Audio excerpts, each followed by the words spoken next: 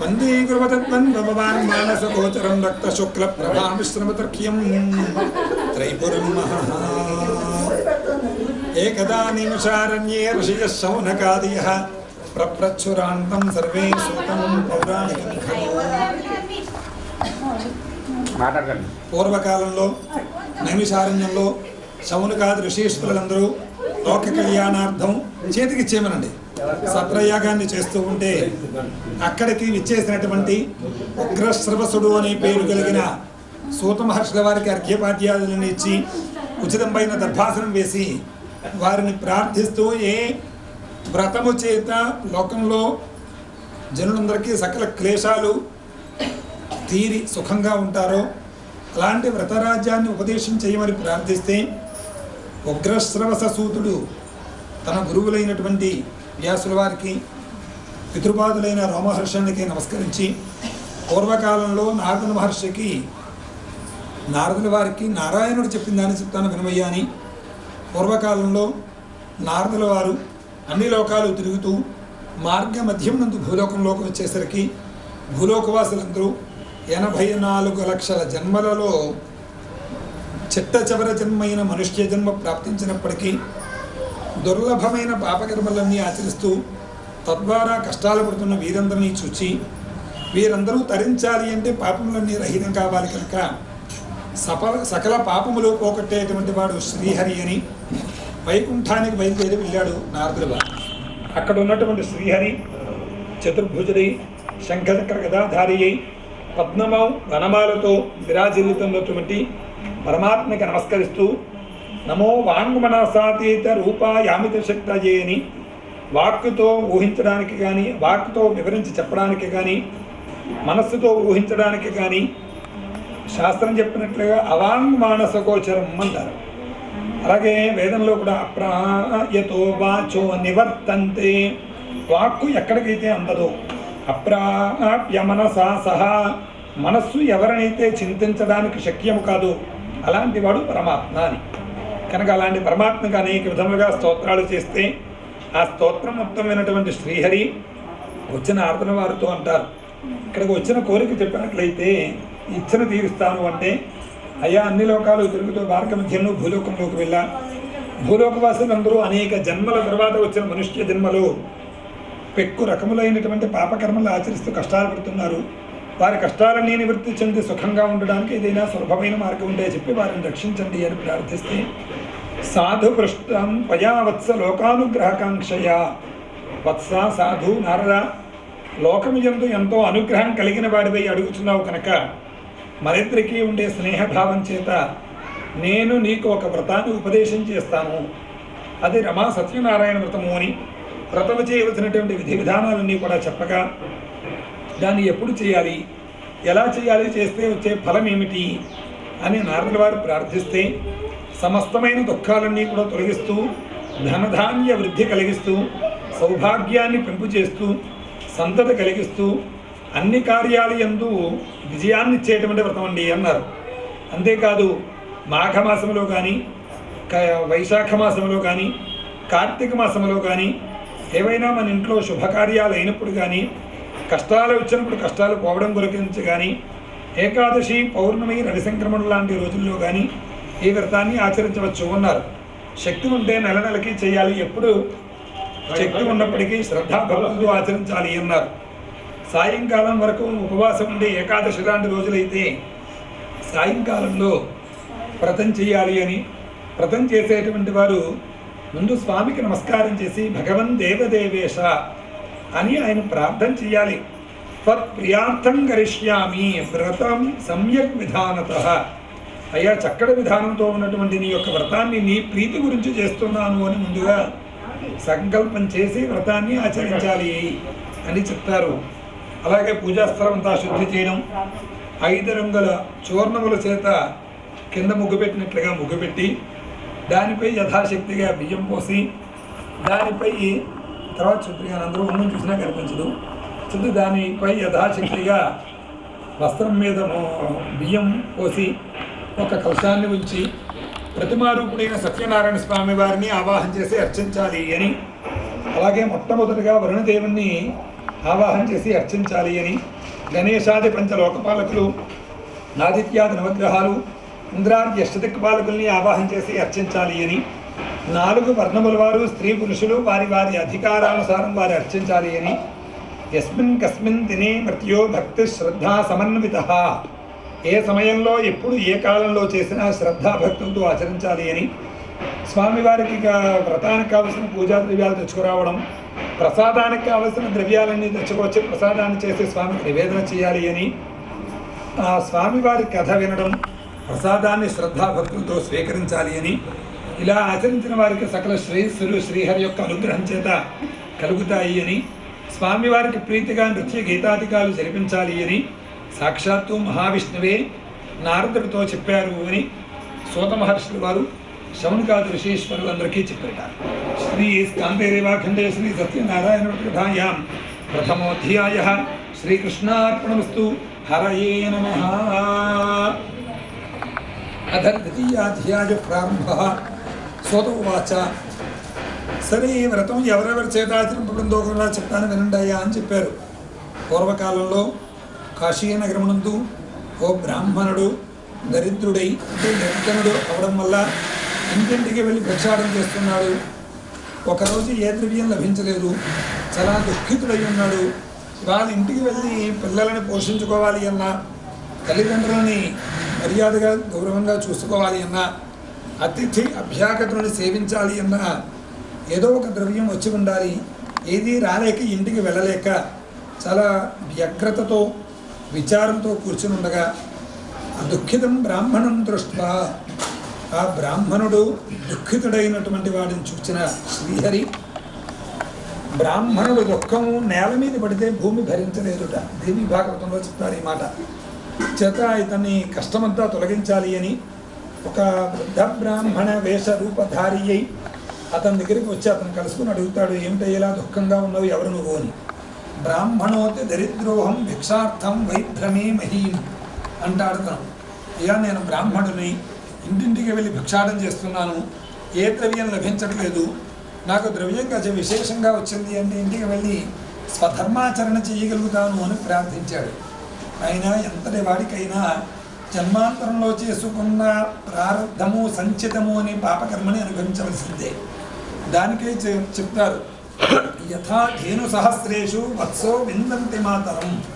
1000 ఆవులుంటే ఆ దూడను వదిలిపెడితే సరిగ్గా తన తల్లి ఏదో దాని దగ్గరికే వెళ్తుంది. అలా ఈ జీవి ఏ జన్మలో ఏ పాపకర్మ ఆచరించాడో ఆ సంచితము ప్రారంధము ఈ జీవిని ఎప్పుడు చేరాలో అప్పుడు చేరుతాయి అన్నారు. మరి అలా చేరుతూ అనుభవించాలి అన్నప్పుడు ఇంక మరి పూజలు ఎందుకండి అంటే, భగవద్ అనుగ్రహం ఉన్నట్లయితే అది పెద్దది కాస్త చిన్నదాంతో పోతుంది.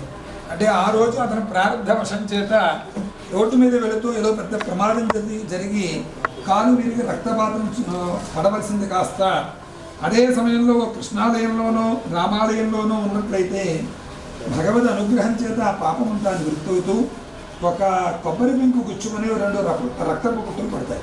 రక్తం పట్టమనే జరిగింది, కానీ అప్పుడు భగవత్ సన్నిధానంలో ఉన్నాడు కనుక పెద్ద ప్రమాదం కాస్త చిన్నదానిగా అది మార్పు జరిగి పరిణామం చెంది అతను ప్రార్థాన్ని ఇలా అనుభవించాడు. కనుక ఎంతటి వాడికైనా భగవదనుగ్రహం అనేది చాలా అత్యంత ఆవశ్యకమయ్యా. కనుక ఆ శ్రీహరిని ఉపాసించు, ఆ మహావిష్ణువే శ్రీ సత్యనారాయణ స్వామి అని వ్రతము చేయవలసిన విధి విధానాలన్నీ చెప్పి అంతర్ధానం కాగానే అతను ఇల్లు చేరుకున్నాడు. రేపు తప్పకుండా ఈ వ్రతం చేయాలి అని సంకల్పించుకున్నాడు. మరునాడు భిక్ష చేసి వచ్చిన ద్రవ్యాలన్నీ తెచ్చుకుని వచ్చి శ్రద్ధాభక్తులతో వ్రతాన్ని ఆచరించడం వల్ల అతి స్వల్పకాలంలోనే అతని కష్టములని నివృత్తి చెందాయి అని, అది మొదలు ప్రతి నెలకి వ్రతాన్ని ఆచరిస్తూ బ్రతికి ఉన్నంతకాలం సకల సౌఖ్యములు అనుభవించి అంతిమనంత మోక్షాన్ని పొందరట అని చాలా మహాప్రభావమైన వ్రతమయ్యా. ఇంకా ఏం చెప్పుకుంటారు అన్నారు శౌనకాదులతో సూత్రులు వారు. అయ్యా, ఇంకా ఎవరెవరి చేత జరుపుబడింది 4 వర్ణముల వారు స్త్రీలు పురుషులు కూడా చేసుకున్న విశేషాలు ఏమైనా ఉంటే స్వామివారి లీలల గురించి ఇంకా వినాలి అని ఉంది, చెప్పవలసింది అని ప్రార్థించారు. దానికి సూత్రుల వారు చెప్తూ, పూర్వకాలంలో ఒక బ్రాహ్మణ దంపతులు ఈ వ్రతాన్ని ఆచరిస్తున్న సమయంలో ఒక కట్టెల వ్యాపారి ఆ మార్గముగా విడిచి ఉన్నవాడి చాలా దప్పిక కలిగి పుల్లలుగా ఆవిడ బయట ఉంచి లోపలికి వచ్చి ఆ వ్రతం అంతా పూర్తిగా చూచి ప్రసాదం వస్తుందో స్వీకరిస్తూ ఈ వ్రతం ఏమిటి అని అడిగితే సత్యదేవుని యొక్క వ్రతం కష్టాలన్నీ తొలగిస్తుంది అని చెప్పగా విన్నాడు. సంతోషించి దాహార్తిని తీర్చుకున్నాడు.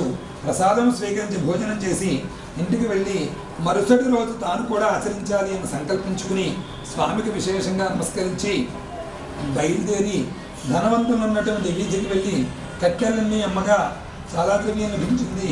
దాంతో అతడు పూజా ద్రవ్యాలని యథాశక్తిగా స్వచ్ఛగా వచ్చి యథావిధిగా వ్రతాన్ని ఆచరించడం వల్ల అతి స్వల్పకాలంలోనే అతని కష్టములని నివృత్తి చెందాయి అని అది మొదలు ప్రతి నెలకి వ్రతాన్ని ఆచరిస్తూ ప్రతి ఉన్నతకాలంలో సకల సౌఖ్యములు అనుభవించి అంత్యముందు మోక్షాన్ని పొందనట.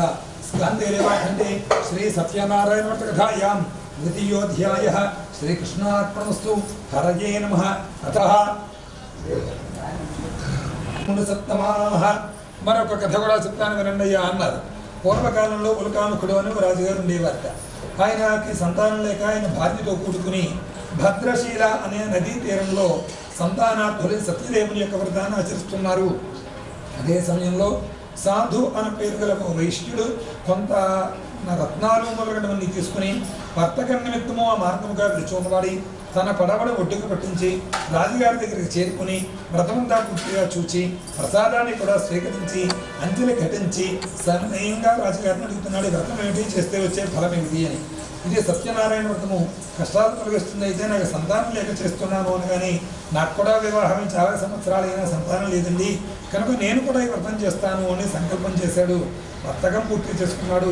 ఆయన భార్య ఇల్లు చేరుకుని ఆయన భార్య లీలావతి ఆవిడతో కూడా ఈ విషయాన్ని చెప్పాడు. మనం కూడా వ్రతం చేద్దామండి అంది ఆవిడ.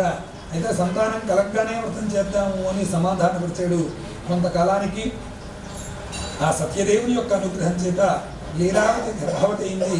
నవమాసములు మూసి 10వ మాసం నందు కుమార్తెను కన్నారు. ఆ కుమార్తెకి కళావతి అని చెప్పి నామకరణం చేసుకున్నారు. చాలా అల్లారముద్దుగా చూస్తున్నారు. కొంతకాలం అయింది. వర్తకానికి వెళ్ళిన వాడు చాలా కాలానికి తిరిగి వచ్చాడు. తన కుమార్తెకి కూడా వివాహానికి తగిన వయసులో వచ్చాడు చూచాడు. ఓ పండితులు పిలిచి మా అమ్మాయికి తగిన వరుణ్ణి వెతుక్కురండి అని ప్రార్థిస్తాడు. దాంట్లో చెప్తాడు మంత్రజ్ఞ అంటాడు. మనం మామూలుగా కూడా ప్రస్తుతుడు సుహృద సమవేతాం మంత్రవత అంటాడు. అంటే మంత్రజ్ఞులైన వారిని, అంటే అవతల వారిని ఒకసారి జాతక పరిశీలన చేయాలి అన్నా, లేకపోతే వాళ్ళ వాతావరణం చూసినా, ఆ మనిషిని చూసినా ఇవన్నీ గమ్ముని పోలికలు పోల్చుకోగలగాలి, వారి లక్షణాలు గ్రహించగలగాలి. అది గ్రహించాలి అంటే వాళ్ళు శాస్త్రజ్ఞుడు మంత్రజ్ఞుడు అయి ఉండాలి. అలాంటి వారిని ప్రార్థిస్తే అతను కాంచీనగరం వెళ్ళాడు. అన్ని విధాలుగా యోగ్యుడైనటువంటి వారిని సుందరం బాలం అంటాడు. అంటే చక్కటి ఓ సుందరుడు అయినటువంటి మణిపుత్రుని గుణాత్ముడైన మణిపుత్రుని తీసుకుని వచ్చేత తన కుమార్తెగా అన్ని విధములా యోగ్యుడైన వారిని చూచి దేవేంద్ర వైభవముగా వివాహాన్ని చేశాడు. అప్పుడు కూడా అభాగ్యవశమునందు సత్యనారాయణ మాట మాత్రమే మర్చిపోయాడు. దాంతో స్వామివారు కోపించారు. దారుణమైన కఠినమైన దుఃఖములన్నీ కలగాలి అని చెప్పి శపించగా వీరు అల్లుడిని వెంటబెట్టుకొని వర్తకం అంతా అల్లుడికి చూపించాలి అని చంద్రకేతు మహారాజు గారు పంపించి రత్నస్థానపురానికి చేరుకున్నారు. కొంత వ్యాపారాన్ని చేశారు.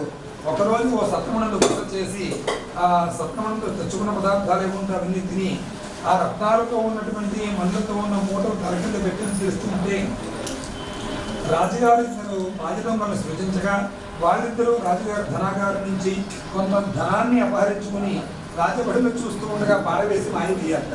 వీరే దొంగలు అని చెప్పి భావించినటువంటి ఆ రాజభటులు వీరిద్దరిని వెంట పెట్టుకుని రాజ్యసభకు తీసుకుని వెళ్ళి విచారించి శిక్షించండి, నిన్న రాత్రి దొంగతనం చేసిన దొంగలు ధనం ఇది అన్నారట.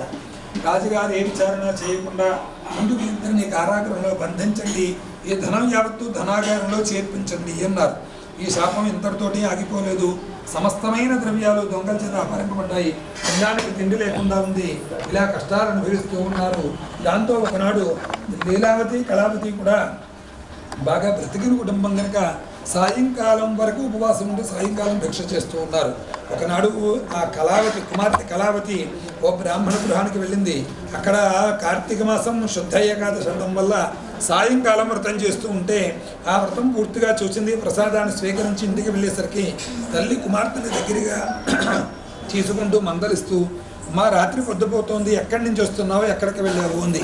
సత్యనారాయణ వ్రతంట ఓ బ్రాహ్మణ దంపతులు చేసుకుంటున్నారు అనగానే పూర్వ వృత్తాంతం అంతా జ్ఞాపకం వచ్చి వ్రతాన్ని ఆచరించకపోవడం వల్ల ఇలాంటి కష్టాలన్నీ వచ్చాయి అని చెప్పి భావించి మరునాడు వాడిద్దరూ కూడా భిక్ష చేసి వచ్చిన ద్రవ్యం చేత పూజా ద్రవ్యాలన్నీ ఏర్పాటు చేసుకుని శ్రద్ధాభక్తులతో వ్రతాన్ని ఆచరించి భర్తు జామాతు శీఘ్రం అంటే నా భర్త నా అల్లుడు కూడా అతి శీఘ్రముగా ఇల్లు చేరినట్లుగా చేయవలసింది అని ఆవిడ ప్రార్థించింది.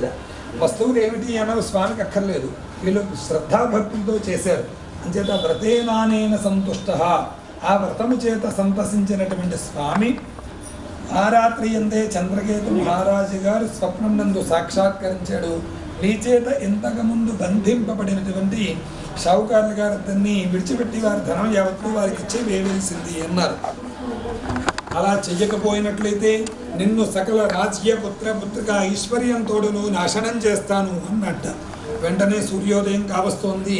ప్రభాతం కాగానే పండితులందరికీ రప్పించి సభ ఏర్పాటు చేయించి తనకి రాత్రి వచ్చిన స్వప్న వృత్తాంతాన్ని అర్థమయ్యే రీతిగా చెప్పి ఏం చేయమంటారు అంటే స్వామి అనుగ్రహం తప్ప ఆగ్రహం వద్దు, వదిలిపెట్టేయడమో ఉత్తమము అన్నారు. భటులకు ఆజ్ఞాపించారు వాళ్ళిద్దరినీ తీసుకురమ్మని. చెరసాల నుంచి తీసుకురాబడిన వారు రాజుగారికి సభలో వారికి నమస్కరించి నిలబడి ఉంటే రాజుగారు సంఖ్యలు తీయించి క్షురకర్మాధికారుల్ని చేయించి విలువగల వస్త్రాలతోటి అలంకారాలతోటి సంతోషపరుస్తూ తాను స్వాధీనము చేసుకున్న దానికంటే నష్టపరిహారార్థము రెట్టింపు ధనాన్ని ఇచ్చి సుఖంగా మీ ఇంటికి వెళ్ళండయ్యా అని పంపివేశారట. వారు కూడా రాజుగారికి అనేక విధములుగా కొనియాడుతూ బయలుదేరి వెళ్ళింట. స్కాందే దేవాఖండే శ్రీ సత్యనారాయణ కథాయాం తృతీయోధ్యాయ శ్రీమద్ రమారమణ గోవిందో హరి శ్రీకృష్ణార్పణమస్తు. హరయే నమః. సరే, ఆ విధంగా ప్రోగలో వీళ్ళిద్దరూ తీర్థయాత్రలు చేస్తున్నారు. బ్రాహ్మణులకు దాన ధర్మాలన్నీ చేస్తూ ఉన్నారు. అంటే కొంతవరకు మార్పు వచ్చింది. స్వామి వీరిద్దరిని పూర్తిగా అనుగ్రహించాలి అనుకున్నారు. ఓ సన్యాసి రూపంతో వారి చెంతకు వచ్చి వైశ్యురారా పడవలో ఉండే సామాన్లన్నీ ఏమిటయ్యా అంటే లతపత్రాధికం చేయవా అంటారు వాళ్ళిద్దరూ కూడా. అందులో మామగారు పెద్ద ఆయన అంటాడు, ఆయన ఇవన్నీ తీగలు ఆకులే ఉన్నాయా, మేమేదో వాణిజ్యానికి వచ్చిన వాళ్ళం కాము, ఆయుర్వేదం మందుల నిమిత్తం వచ్చాము అన్నట్ట. కరోనా వచ్చిందిగా తగ్గడానికి కావాల్సిన తిప్పతేగా మొదలు నిన్ను ఉన్నాయి దీంట్లో అని.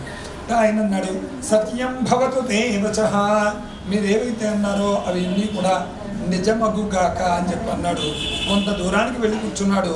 కియత్ దూరం సమాగమ్య, వెళ్ళగానే వీళ్ళిద్దరూ కాలకృత్యాలన్నీ తీర్చుకున్నారు. ప్రయాణం నిమిత్తము పడవ దగ్గరికి వచ్చారు. ఆ పడవ తేలినట్టు చూచారు. దాంట్లో ఆ సంచులన్నీ విప్పేసరికి ఆకులు తెగిలేముంటాడు చూచారు. మూర్చిల్లారు. కొంతసేపటి తెలివి తెచ్చుకుని దారుణంగా ఏడుస్తుంటే అల్లుడు మామగారిని చూస్తే ఉంటాట. దైవం మానుష రూపేణ, అయ్యా మహాత్ములు దేవతలుగా రారు. కృష్ణావతారం తర్వాత మళ్ళీ పూర్ణావతారం అనేది లేదు. కృష్ణావతారం అంతా కేవలం కలియుగ వాసులు ధరించడానికి వచ్చిన అవతారం. దురదృష్టం ఏమిటంటే అలాంటి కృష్ణావతారాన్ని వదిలిపెట్టేసి ఏవో అక్కర్లేనివన్నీ 100 సంవత్సరాలు కూడా గట్టిగా తిరగనివన్నీ, అంటే మనము ఈ అవతారాలు ఈ దేవతల్ని పూజించాలంటే కొద్దిపాటైనా మడి తడి ఉండాలి. కనుక ఇవన్నీ వదిలిపెట్టేసి ఓ దురదృష్టం మనల్ని ఆవరించడానికి ఏవో కొత్త పేర్లన్నీ పెట్టి రామకృష్ణ అందం మానేసి ముందు వెనక దురదృష్టకరమైన పేర్లన్నీ అనుకుంటూ ఏవో పట్టుకునే ఓ దౌర్భాగ్య స్థితి. అంటే మన పతనం చేయడానికి కలుపురుషుడు రకరకాల మార్గాలు పెడుతూ ఉంటాడు. వాటిల్లో ఆ ఉచ్చులో మనం పడిపోతాం. యుగం కలియుగం కదా, చేత ఇంచుమించుగా 1000కి ఒకళ్ళు కాదు 1,00,000కి ఒకళ్ళు మినహా మిగిలిన వాళ్ళు అందరూ ఆ ఉచ్చులో ఉంటారు. కాబట్టి ఇంతమంది వాళ్ళకి చేస్తుంటే మీరు కాదంటే ఎలాగా అంటే ఎంతమంది చేస్తున్నా వేదము శాస్త్రము ఒప్పుకున్నవి కావు. ఆ చెప్పే నామానికి సంస్కృతంలో కొన్ని కోట్ల పదాలకు అర్థం ఉండొచ్చేమో కానీ ఆ పదానికి మాత్రం అర్థం లేదు. అర్థరహితమైన పదాలతో పట్టుకుని కృష్ణావతారం, రామావతారం ఆరాధ్య పురుషులు, ఆదర్శనీయులు, మనం నిరంతరం ఉపాసించడానికి వచ్చినటువంటి వారు వ్యాసాదులు. అంటే వ్యాసుడు సాక్షాత్తు మహావిష్ణువే. అలాంటి వ్యాసుడు వారు ఏం చెప్పారు, కృష్ణస్తు భగవాన్ స్వయం అన్నాడు. కృష్ణుడు తప్ప మరెవరూ భగవంతుడు లేడయ్యా. కలియుగ వాసులందరూ ఉపాసించే దైవం కృష్ణావతారం మాత్రమే. అంటే అంతకు ముందు ఉన్నటువంటి ఎన్ని అవతారాలు ఉన్నాయో వారందరినీ మనం విడివిడిగా ఓ ఈశ్వరుడనో లేకపోతే మరొక నరసింహావతారము, మరొక రామావతారము మనం అర్చించకపోయినా పర్వాలేదు. కారణం ఏమిటంటే కృష్ణ పరమాత్మే విశ్వరూపావతారం ఇస్తాడు. ఆయన విశ్వరూపుడిగా ఉన్నది అవతారం 5 సార్లు. అంటే మన బాల్యంలో యశోద ఒడిలో ఉన్నప్పుడు ఒకసారి, ఆ యశోదకు మట్టి అన్నట్లుగా నెపం పెట్టుకుని సమస్తమైన బ్రహ్మాండాలు చూపించడం మరొకసారి, పైకి ఎగురుతూ కింద పడుతూ రాక్షసుని లాగినప్పుడు ఒకసారి, ధృతరాష్ట్రుడికి మహాసభలో విశ్వరూపావతారం చూపించడానికి ఒకసారి, మహాభారత సంగ్రామంలో 5వ సారి మహాభారత సంగ్రామంలో చూపించాడు. కనుక 5 సార్లు చూపించాడు. కనుక కృష్ణుడు తప్ప వేరెవ్వరూ భగవంతుడు లేడు. అప్పటిదాకా ఉన్న అన్ని అవతారాలు కృష్ణావతారమే. దురదృష్టం ఏంటంటే ఇన్ని పేర్లు మరొకరికి ఎవరికో తగిలి చేస్తున్నాం, ఓ ఫకీర్కి ఎవరికో చేత. అది మనకి వేదశాస్త్ర బాహ్యులైన వారు కనుక. మరి అయితే సత్యం చెప్పడం నిష్కర్షగా చెప్పకపోతే అది కూడా ధర్మద్రోహం అవుతుంది. కనుక ధర్మద్రోహం పట్టుకోవడం ఒక దోషమైతే, ధర్మద్రోహం చేస్తున్నారు అని చెప్పడం మరొకటి కూడా. చెప్పకపోతే అది కూడా ద్రోహమే అవుతుంది. చేతైనా సరే మనం చెప్పుకోవాల్సి వస్తుంది. కనుక ఇలాంటి అయితే మరి కలియుగంలో దేవతా అంశాలు వస్తాయి. చంద్రశేఖర పరమాచార్యులు వారు, చంద్రశేఖర భారతీ తీర్థుల వారు, అలాగే రామకృష్ణ పరమహంస, రమణ మహర్షి, ఇలాంటి స్వరూపాలతో అనేక దేవతా అంశాలు వస్తాయి. కనుక ఎందుకంటే మనకి పరమాచార్యుల వారి చరిత్రలు చూస్తే సుస్పష్టంగా చాలా చాలా చాలా చరిత్రలు కనిపిస్తూ ఉంటాయి. పరమాచార్యుల వారి గాథలు వింటే అదొక మహాభారతం అయిపోతుందేమో. అన్ని గాథలు ఆయన చరిత్రలో ఉన్నాయి. కనుక అది సాక్షాత్తు దేవతాంశ అయితేనే కుదురుతుంది. కనుక కామాక్షి అమ్మవారు ఆయనలో ప్రవేశించింది కనుకే ఆయన అంత దివ్య దర్శనం చేసి జరగబోయేదాన్ని ముందుగా గ్రహించి చెప్పగలిగినవి చాలా, చెప్పినవి చాలా ఉన్నాయి అని. కనుక మరి ఇలాంటి దేవతాంశాలతో ఉన్నవారిని యతులని అవమానపరచకూడదు. ఓ భారతీ తీర్థస్వామి వారు, శంకర విజయేంద్ర స్వామి వారు, వీరంతా దేవతా అంశాలు. మనం గృహస్థాశ్రమ ధర్మంలో ఉన్నప్పుడు యతిని సర్వదా పూజించాలి. కనుక అందులో వాళ్ళు కాషాయ దండ మాత్రేనా యత పూజ్యో నసంశయ అన్నట్లుగా వారిని మనం పూజించాలి, గౌరవించాలి. కనుక అలా వారిని అవమానపరిచినట్లయితే అది మహాపాపం, మహాదోషం, శాస్త్రరీత్యా మహానేరం. కనుక ఇలాంటి వారిని అవమానపరచకూడదు. కనుక ఆయన అవమానపరచడం ఇలా జరిగింది అని ఎవరు చెప్పారో అల్లుడు మామగారితో చెప్పాడు. కొన్ని సందర్భాలలో చిన్నవాడైనా పెద్దవాడితో ధర్మం చెప్పచ్చు. కనుక కొన్ని సందర్భాలలో ఈర్ష్య, అసూయ మొదలుగా నుండి ప్రేరేపిస్తూ ధర్మ విరుద్ధమైన మాటలు పెద్దవాళ్ళు అంటే వాళ్ళకు ఉండేటువంటి లోభిత్వము, అలాగే లోభిత్వము, ఆ ఈర్ష్య, అసూయ, అహంభావంతో చిన్నవాళ్ళకి ప్రేరణ చేస్తూ ఉండే ఘట్టాలు కూడా కొన్ని వస్తూ ఉంటాయి. విని ఊరుకోవాలి, వాళ్ళని నిందించద్దు. వాళ్ళు చెప్పిన దాన్ని మనకి ఆదర్శంగా కూడా స్వీకరించకూడదు.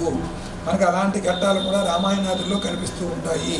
అలాగే చిన్నవాడైన శ్రీరామచంద్రమూర్తి వాడికి కూడా తప్పలేదు.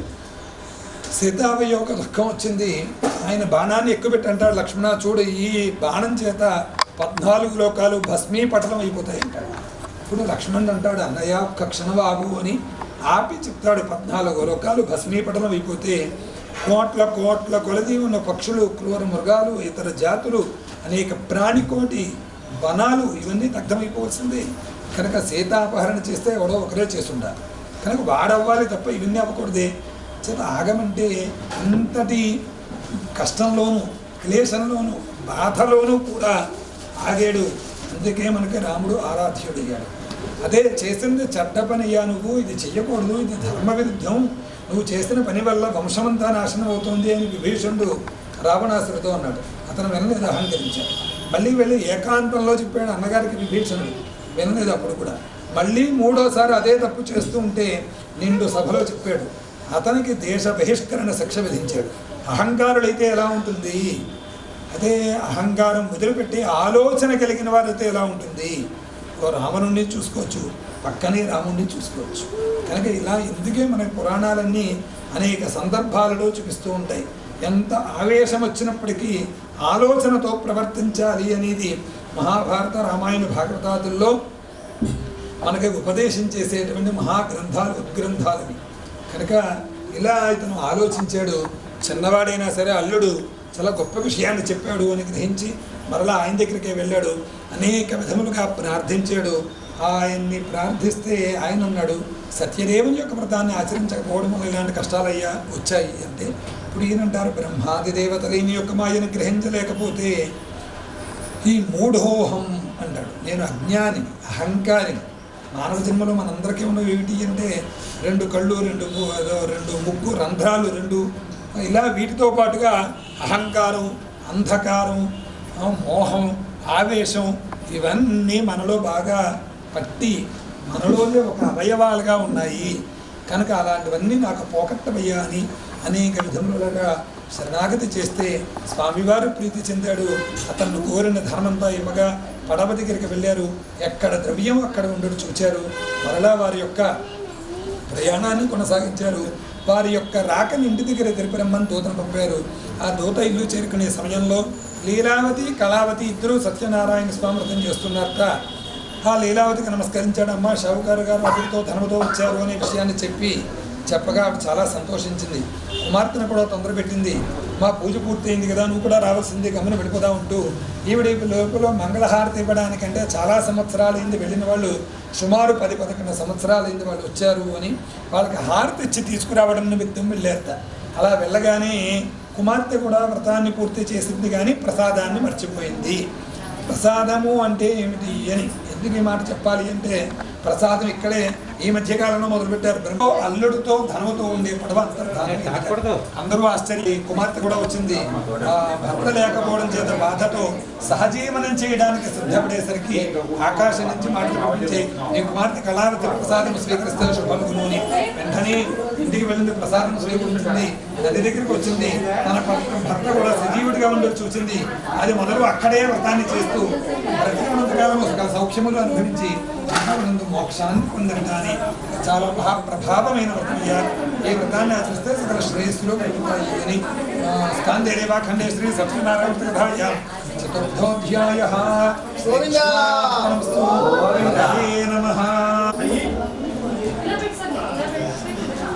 ఆసీత్ తుంగధ్వజో రాజా ప్రజాపాలనతత్పరః.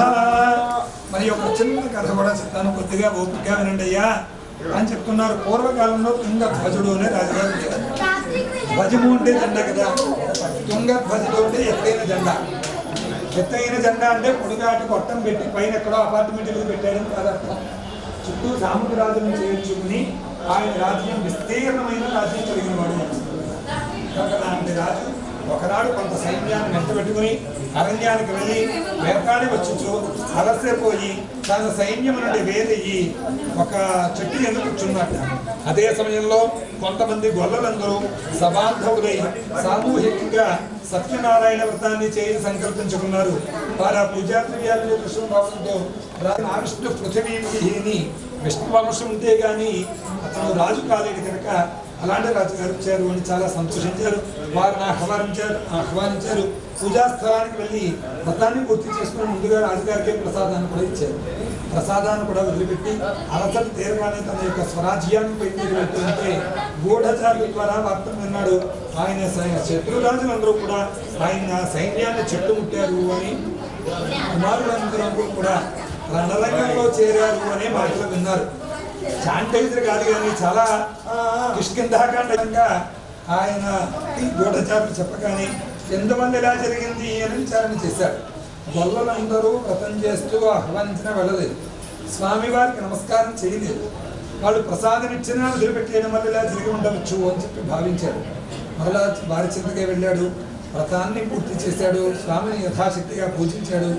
ప్రసాదంగా ఆయన స్వీకరించవలసిన ప్రసాదం అంటే ఉత్తరశుద్ధలం కానీ ఫలం కానీ అక్షతలు కానీ ఆ ప్రసాదాన్ని స్వీకరించాడు. ప్రసాదము అంటే ఓ ప్రమాదం ఇందాక కూడా చెప్పాను నేను స్పష్టంగా. ప్రసాదము అంటే నివేదన చేసింది, ఈ పచనం చేసింది ఒక్కటే ప్రసాదం కాదు. అదే భావన చేత ఇక్కడే కూర్చుని తినడము నాకడము మొదలైనవన్నీ చేస్తున్నారు. అలాగే ఈ ప్రసాదం వదిలిపెడితే ప్రమాదము అనుకుంటే కృష్ణాష్టమి, మహాశివరాత్రి, మహానవమి, దుర్గాష్టమి ఇలాంటి ఉపవాసాలన్నిటికీ చాలా ప్రమాదాలే వచ్చేస్తాయి. కనుక పైగా ప్రతి పురాణంలో మొదట వర్ణాశ్రమ ధర్మాలు చెప్తారు. కనుక ఎవడేమిస్తే అది పుచ్చుకోక్కర్లేదు, అది నీ ధర్మం. అంటే ఏది పుచ్చుకోవాలి అది తెలిసి పుచ్చుకోవాలి. వాళ్ళు ఇచ్చారండి దద్దోజనం మహాశివరాత్రి, ఇది ప్రసాదం అండి తినేస్తున్నాను అని చెప్పి తినేయకూడదు, అది పాపమే. కనుక స్వధర్మే నిధర్మ శ్రేయ అన్నట్లుగా స్వధర్మాచరణ చేయాలి. అయితే స్వామికి నమస్కారం చేస్తే దోషం లేదు. తులసి దళం కూడా ప్రసాదమే. స్వామికి నివేదన చేయకపోతే ఆయన దగ్గర నుంచి ఒక పువ్వు పట్టుకొచ్చి నిర్ణయిస్తే ఏమంటాం? పుష్పం ఉండి ప్రసాదం ఉండి అంటాం. ఇదే మామూలుగా ఇందులోంచి తీసి ఒక పువ్వు ఇస్తే ఏమంటాం? ఇదిగోండి పువ్వు తీసుకోండి అంటాం. స్వామికి నివేదన చేస్తే ఇది అరటిపండు ఇచ్చినా ప్రసాదము ఉంటుంది. ప్రతి పండు నోట్లో వేసుకోవయ్యా పండు చేతులు పెడతారు. కనుక ఇది ఏదైనా సరే స్వామికి నివేదింపబడితే అది ప్రసాదము. స్వామి పడకపోతే అది పదార్థము. కనుక ప్రసాదం ఎవరిచ్చినా తులసి దళం లాంటిది కానీ చివరికి ఏదో కొన్ని సందర్భాలలో ఫలం కానీ స్వీకరించవచ్చు. కానీ గొర్రెలు ఇచ్చిన ప్రసాదం క్షత్రియుడు స్వీకరించాడు, ఆ ప్రసాదం ఆయన ఏం స్వీకరించడం మనకు తెలియక మనం కూడా స్వీకరించేద్దాము అని స్వధర్మాన్ని కూడా నష్టపెట్టుకోకుండా ఉండాలని చెప్పడం గురించి వివరణ. కనుక అలా ప్రసాదాన్ని ఏది విహితమో ప్రసాదాన్ని స్వీకరించాడు, స్వరాజ్యానికి వెళ్ళాడు. అప్పటికే శత్రు రాజులందరూ కూడా బంధీలుగా ఉంటే వాళ్ళందరినీ కూడా బంధకులుగా ఉంచాడు. వాళ్ళ రాజ్యాలు వాళ్ళకి ఇచ్చే సామంతరాజులుగా చేర్చుకున్నారు. అది మొదలు ఈ రాజుగారు ఆయన చేస్తూ వ్రతాన్ని సామూహికంగా చేస్తూ బ్రతికి ఉన్నంతకాలము సకల సౌఖ్యములు అనుభవించి అంతిమనంద మోక్షాన్ని పొందినటాన్ని మహాప్రభావమైనటువంటి వ్రతం కనుక స్వామివారిని సత్యదేవ సత్యనారాయణ అని పిలుస్తూ ఉంటారు అని, సత్యమైన ఫలాలని ఇచ్చేటువంటి వ్రతం కనుక ఈ వ్రతాన్ని సత్యవ్రతము అని కూడా పిలుస్తూ ఉంటారు అని. కనుక అంటే క్లేశాలు కష్టాలు ఉన్నవాడు కష్టాలు పోతాయి, బద్ధుడు అయినవాడు బంధవిముక్తుడు అవుతాడు. బద్ధుడు అంటే సంసారమే సర్వస్వము అని కూరుకుపోయిన వాళ్ళు ఉంటారు. వాళ్ళు ఎప్పటికైనా స్వామి అనుగ్రహం కలిగితే బంధవిముక్తులు అవుతారు. ఎందుకంటే 4 గోడలు ప్రపంచము అంటే ఏమిటి? 5తో పోతుందా? ఒక్కసారిగా పోతుంటే పోతుంది కదండి. అన్ని నాది నేను నాకు తప్ప ఏమీ ప్రాణికి ఏం పుట్టదు కదా, ఇదేం పట్టదు కదా. కనుక ఇదంతా పోవాలి అంటే విష్ణువు యొక్క అనుగ్రహమే కావాలి. ఆయన పట్టుకోక ఆయన క్రీగంటి చూపు లేశమాత్రం ఆయన అనుగ్రహం పడితే ఈ జన్మకి మోక్షం అనేది రావచ్చు, అయితే ముక్తి అనేది కలుగుతుంది, లేకపోతే కలగదు. అదే బద్ధుడైన వాడు బంధముక్తుడు కావడం. కనుక మహామురికి కోపంలో పడిపోయి ఉన్నాడు, ఊబిలో కూరుకుపోయినాడు. వీటికి బయట లేవాలి అన్నా సరే భగవద్ అనుగ్రహమే కావాలి. కనుక ఇవన్నీ చెప్పుకున్నా సరే ఎంత ఆలోచించినా సరే దీంట్లోంచి బయటపడ్డం అనేది మహా కష్టం. కనుక అది జన్మాంతరాల వాసన ఉండాలి. అప్పటికప్పుడు అన్నా ఉంటే వచ్చేటువంటి సంసారమే అనుకునే వాళ్ళు అందరూ కూడా బంధముక్తులు కావాలి అని, స్వామి అనుగ్రహం పొంది ముక్తిని పొందాలి అని. కనుక స్వామి అనేక అవతారాలతో శ్రీహరి దుష్ట శిక్షణ శిష్ట రక్షణ చేస్తూ కలియుగమునందు వెంకటేశ్వర స్వామి వారిగా వాడి కనుక వెంకట అనే ఓ పేరు కూడా. అలాగే వెంకట అన్నప్పుడు అమృత బీజస్తు కథం ఐశ్వర్యం వచ్చేది అంటారు. కనుక అమృతము ఐశ్వర్యాన్ని రెండు ఇచ్చేటువంటి వాడు కనుక వెంకట అని. కనుక వెంకటేశ్వర స్వామి సత్యనారాయణ స్వామిగా పూజింపబడుతూ భక్తులందరినీ కూడా ధరంపదరం హరయే నమః కొబ్బరికాయలు కొట్టేసేయండి.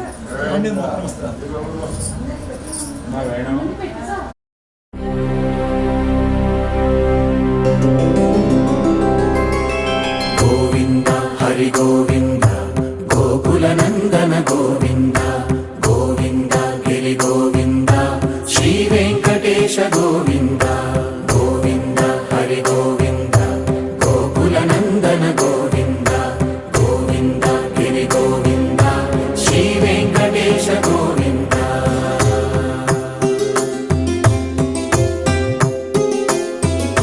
భృగుముని పూజిత గోవింద భూమి యజ్ఞ ఫల గోవింద వికుంఠ విరక్త గోవింద వెంకటగిరిహిత గోవింద వల్మీక శుద్ధ గోవింద గోక్షీర తృప్త గోవింద గోపాల ఘటిత గోవింద బహుళావర్ధిత గోవింద గోవింద హరి గోవింద గోకుల నందన గోవింద గోవింద గిరి గోవింద శ్రీ వెంకటేశ గోవింద.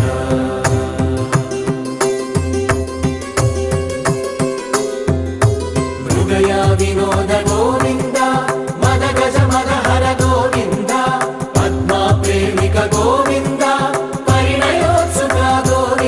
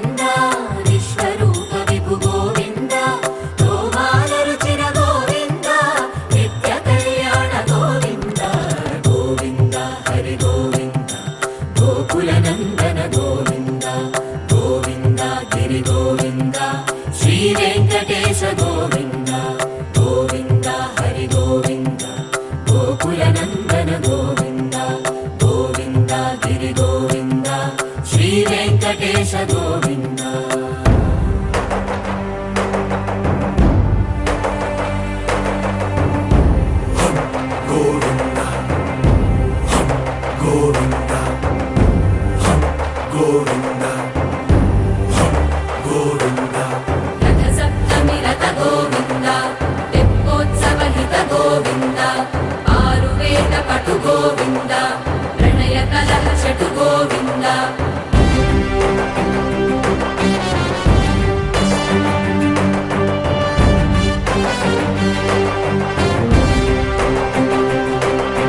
పుష్పయాగయుగ గోవింద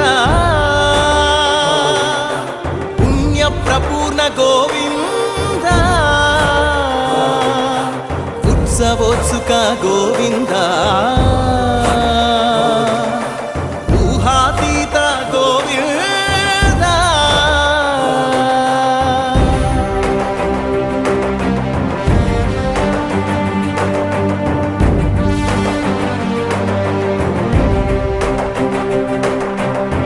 సేవా ప్రియ గోవింద భవ భయ భంజన గోవింద బ్రహ్మాది సేవిత గోవింద బ్రహ్మోత్సవ నవ గోవింద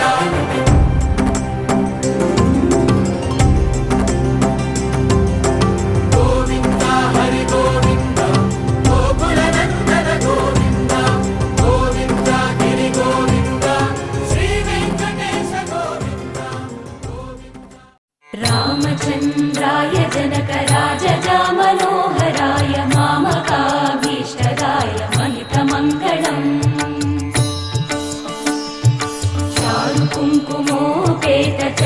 चारुकुङ्कुमोपेतचन्दनानुचर्चिताय हारकटकशोभिताय भूरिमङ्गलम् विमलरूपाय विविधवेदान्तवेद्याय सुजनचित्तकामिताय सुभगमङ्गलम् रामदास मृदुल हृदय तामरस निवासाय स्वामी भद्रगिरिवराय दिव्य